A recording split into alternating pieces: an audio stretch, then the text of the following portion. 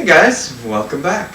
So, in this week's lesson, we learned about connection. So it's about how they relate to one another.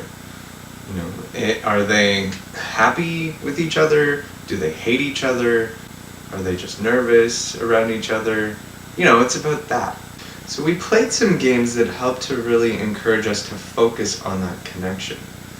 And so we could be on the same page within a scene. So I'm going to show you an example of one of the games that we played. Now in this example, we have one person interviewing two other people, but these two other people act as one. And so they're actually trying to come up with a sentence both at the exact same time with the exact same words. So yeah, check it out. Welcome back to the show! We have a wonderful guest for you today. His name is Dr.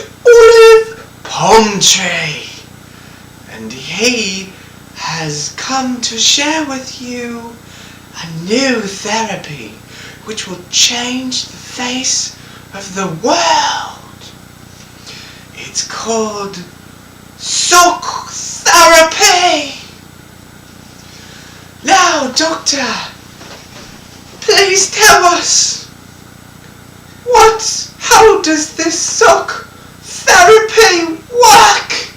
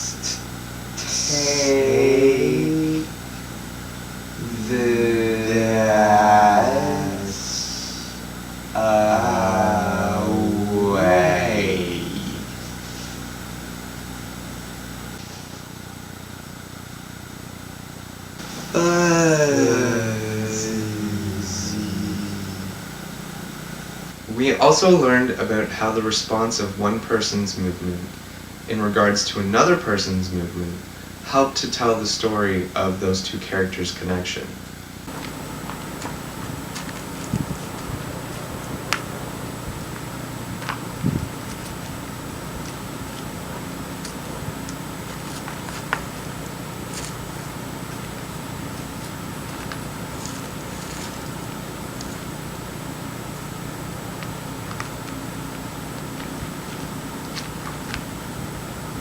So in that example, the person in the red shirt really liked the person in the black shirt, but was really nervous. So we also took that game a little bit further by adding some lines in there.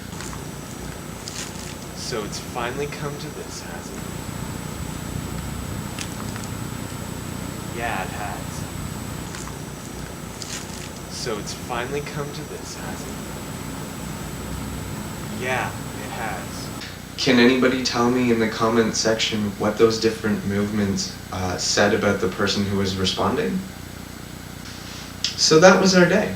And how does that translate into anxiety? Well, I'm going to tell you how I understand it.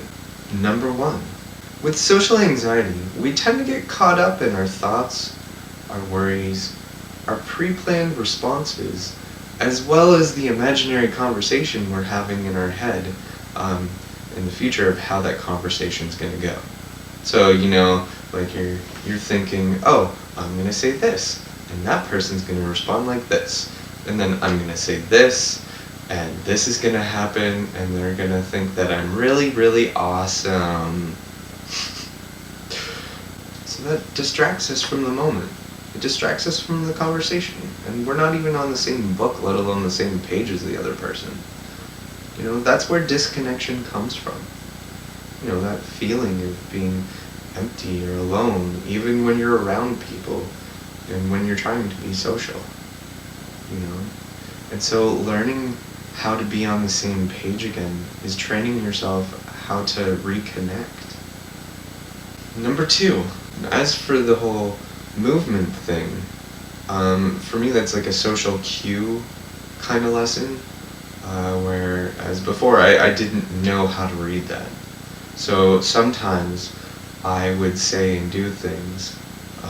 Sometimes it was the words I was using, sometimes I guess it was the way I was doing it, or what I was doing made people feel uncomfortable, and I never really picked that up unless the other person outright said it, which didn't happen very often, and they would instead just distance themselves from me, and then I wouldn't know why.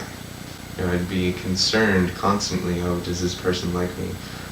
Did I say the right thing? And I guess I got a little bit paranoid with that. And so learning about the different cues helps me to let that go. You know, I can see reality for what it is instead of worrying about it, you know. And so I can deal with the situation as it comes up. So that's a wrap. If you like my videos, give me a thumbs up, let me know. Comment below, and subscribe if you'd like to see more videos like this. Alright, well, until next time, bye! If you haven't already seen Day 1 or Day 2 of Level B, click on the following links below and watch them now. Here's my fuzzy.